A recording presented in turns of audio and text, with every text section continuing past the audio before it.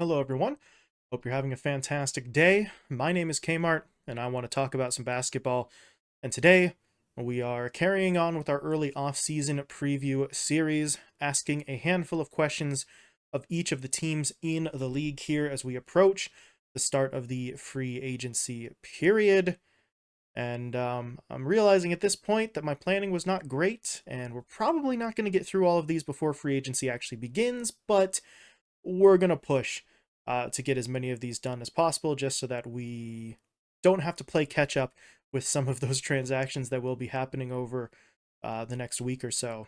But, well, with that in mind, we're going to hop right into it. We're talking about the Chicago Bulls today, a team that honestly has a lot of questions, has a lot of different directions that they can go in, and have a lot of things that are kind of up in the air right now. So we're going to address maybe a couple of them. We'll start, though, by taking a look at the Bulls stats from the previous season. They go 40 and 42 in the regular season, so just a little bit under 500 there.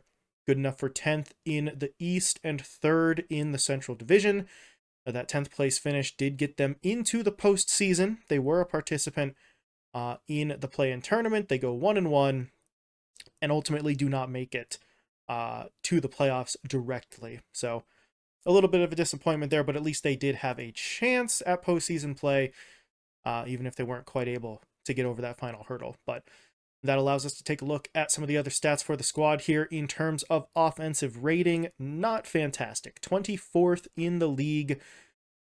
Definitely something that they need to work on here. Defensively, though, one of the better teams in the league. They were 5th by defensive rating, which does give them a net rating in the top half of the league at 13th. So, kind of rough offense, pretty much elite defense balances out to a middle of the pack kind of squad, the kind of squad that makes it to the play-in but doesn't actually get all the way through. In terms of the final stats here for pace, 19th in the league, so not the fastest team in the world, and of course 18th highest in payroll. So over the cap still, obviously, pretty much all the teams in the league were over the cap except like one or two, but not a massive bill to be paid by this Bulls squad. But that does get us into some of the offseason additions and losses here for the Bulls, because as of right now, it's pretty much all positive for the Bulls. You take a look at those additions and losses. First and foremost is Nikola Vucevic, who was or is in the process of being re-signed right now by the Bulls. I think they said it was something in the realm of 3 years, 60 million. So they get Vooch back on about 20 million a year. Definitely a solid play for them. And they also pick up Julian Phillips in the draft. They did end up trading for him. What they gave back in exchange is another one of those ones that I'm not sure is 100% clear at the moment. That happened a lot with some of those draft trades where not all of them were finalized, or moves that were announced earlier got rolled into other deals. So if it is clear what they actually did send out for Julian Phillips, I'll find it in the editing process and it'll go down, somewhere in here with just a note of that. But other than that, no losses from this current lineup, which means we can get directly into some of our questions here. Question number one for the Bulls is, did they do the right thing by re-signing Vucevic? Now, I will admit, originally, in the original sort of version of this outline, this question was, should they re-sign Vucevic? Because they hadn't announced that was happening yet. But obviously the news broke that they are in the process of re-signing him. So a lot of the same points will apply here. Now it's just, instead of arguing that they should do it, it's arguing why doing it was a good thing for them. So we'll start with maybe one of the points against Vucevic here. It can certainly be said that his offensive production has fallen since he came over from Orlando. He is not as much of a factor in the offense as he was with his previous team. But it should also be noted that his current production, which is lower but not massively so, has been more efficient from a shooting standpoint, right? So yeah, he's scoring fewer points, but he's taking up fewer resources to get those points, which on a team with, guys like DeRozan, guys like LaVine, even occasionally, Caruso and then Lonzo before he went down, that was important. Having your center able to contribute without demanding too many shot opportunities was a pretty big benefit for them. Additionally, his rebounding has remained pretty damn consistent, which is kind of what you hope for in your center. And he is really still a strong presence on the interior defensively for a team that was top 5 in the league in terms of defensive rating. He was a pretty sizable part of that defensive effort. Obviously not solely responsible for it, but the anchor, so to speak, in the same way that we sort of talked about with Valanciunas in New Orleans. So it's definitely worth keeping him there for the rebounding and his defense, if nothing else. One of the main, I hesitate to even call it a concern, but we'll go with that word for now. One of the main concerns that I had previously about re-signing him was the potential cost. I thought maybe the Bulls might balk at re-signing him for more than I think it was $22 million that he was signed for previously, but they kind of sidestepped that a little bit, right? The report is 3 years, $60 million on this new contract. So they get him back for pretty much the same cost, if not a little bit lower than what they were paying him previously, which the reports did say that Vucevic was planning to give the team a little bit of a hometown discount, and I think that's what this is now, because he probably could have gotten more on the open market. Instead, he decides, I want to stay. I'm still going to secure $20 million a year. That's pretty damn good. And if he takes a little bit less, that could help the team spread that money out elsewhere. So, yeah, solid for him, solid for the team, and a play that I really think the Bulls needed to make, right? Vucevic averaged 33.5 minutes per game last season, and the only other people on the roster other than him that we would classify as true centers, right? Traditional centers, not power forwards playing down a position, are an older and slower Andre Drummond, or I'm going to get this name wrong, so apologies in advance, but Marko Simonovic. Hopefully that's correct. And he played, or has played, just 16 games so far in his first 2 years in the league. So he's not exactly ready to step into the shoes of your starting center if you had let Vucevic go. So if they had let him go, then they would have had to either replace him entirely or try to play Andre Drummond more, try to shift people like Patrick Williams or Derrick Jones Jr. down a position from power forward to center for extended minutes. And that was a prospect that the Bulls really did not like. I don't think anybody really liked that prospect. So they get the job done. They bring Vucevic home on a very manageable contract, $20 million a year for the next 3 years, and everybody gets to be happy in Chicago, from a basketball perspective at least. But we move on from a little bit of certainty in the Vucevic re-signing to some definite uncertainty here for the Bulls. Question 2 is, will Lonzo Ball play again? And what's the plan if he doesn't? Now, much have been made of the woes of the Bulls without Lonzo Ball, as the team effectively lost its primary and, frankly, best ball handler to what has proven to be a very, very strange injury. At this point, it's unclear if Lonzo Ball is ever going to play professionally again. They've gotten opinion after opinion, and some doctors have said, a rehab is possible. Some doctors have said, I don't think he can come back. So that's the word that they're getting, or at least the word that was being floated around by Chicago Brass the last time this came up in discussion, because those rumors have quieted down a little bit. But at this point, it seems likely that the Bulls begin the process of trying to move on from Ball. Maybe not giving up on him entirely, but at least preparing for another season without him being available. So the question is, what does that process look like? Now, the team needs a point guard. right? If Lonzo Ball goes down, you need someone to be the guy primarily running your offense.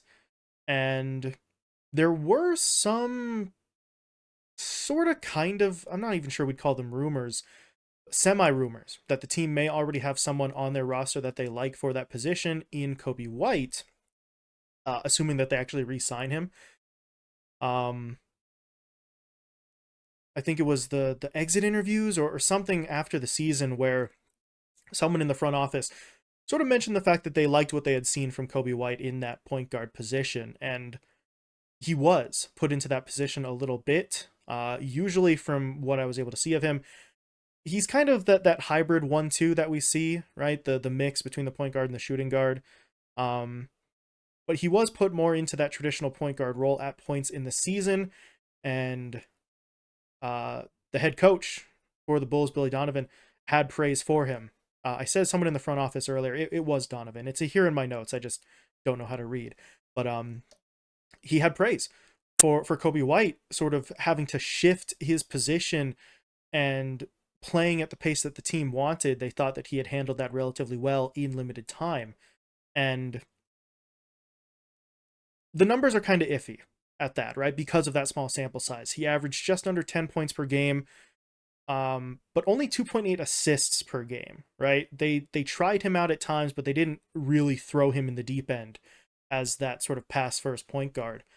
But to a certain extent, that may not even really be a problem. It could be said that with guys like LaVine and DeRozan often being able to create their own shots and their own offense, and Vucevic is now post play, potentially slowing things down, right? To the point where maybe you don't get an assist just because, you give him the ball, he backs a guy down, he gets himself a post shot. That usually doesn't count in the assist column, but it will still get you points.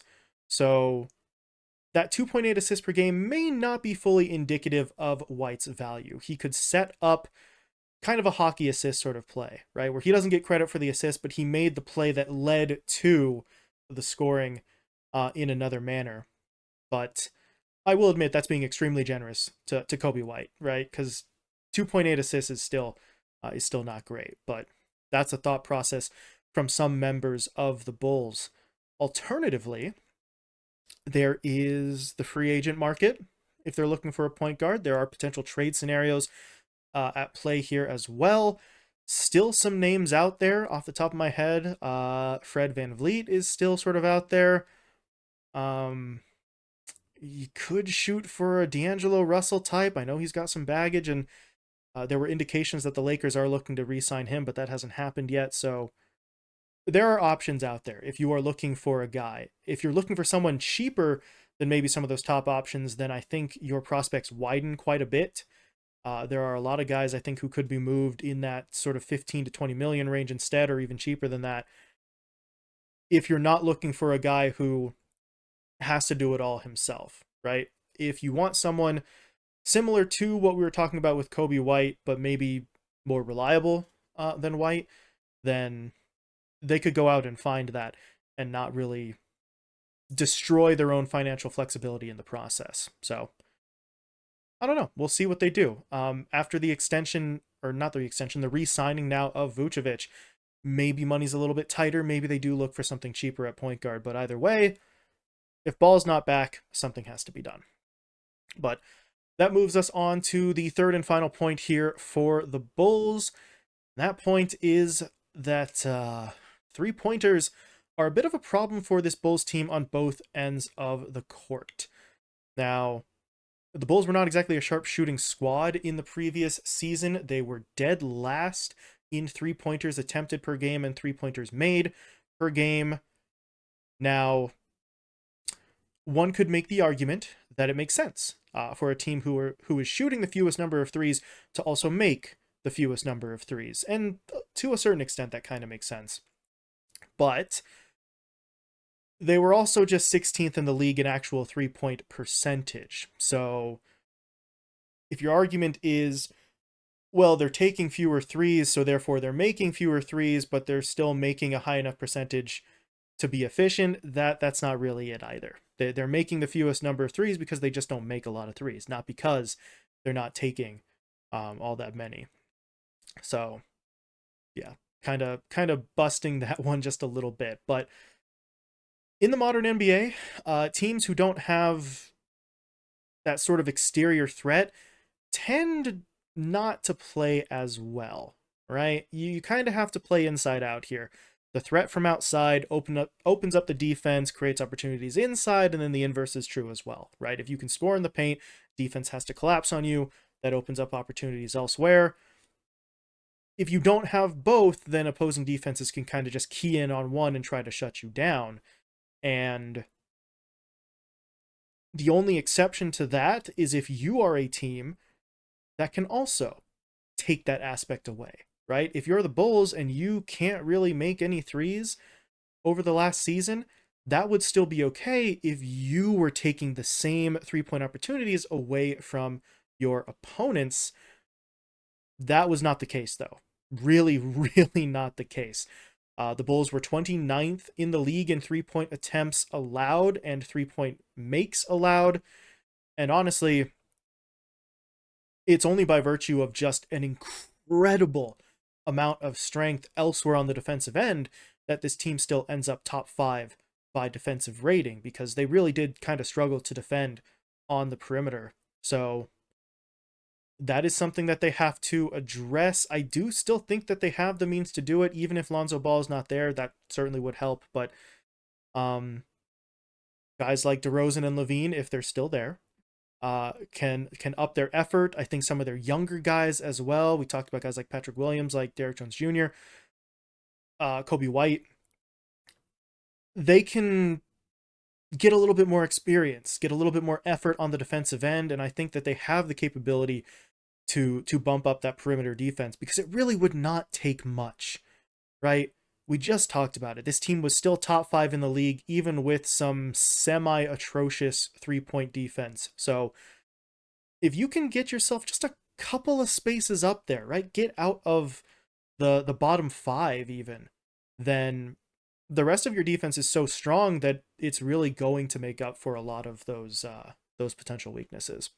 So that does it here for the Bulls. I know that I did not touch on the potential futures of guys like LaVine and DeRozan, but honestly, if I were going to do that, those would probably be a video all by themselves, and maybe depending on how the offseason and free agency period goes, we do make that video. But for now, I thought that these points were something a little bit more immediately concerning for the Bulls. So, yeah, we may very well get to the Zach LaVines and the DeMar DeRozans another day, but not today. But let me know what you think. How do you feel about the re-signing of Vucevic? Do you still have faith that Lonzo Ball is coming back at some point, and what capacity will he play if he does? And how do you think the Bulls improve 3-point wise, both offensively and defensively? Please feel free to let me know. But other than that, thank you all so much for watching, and I will talk to you later.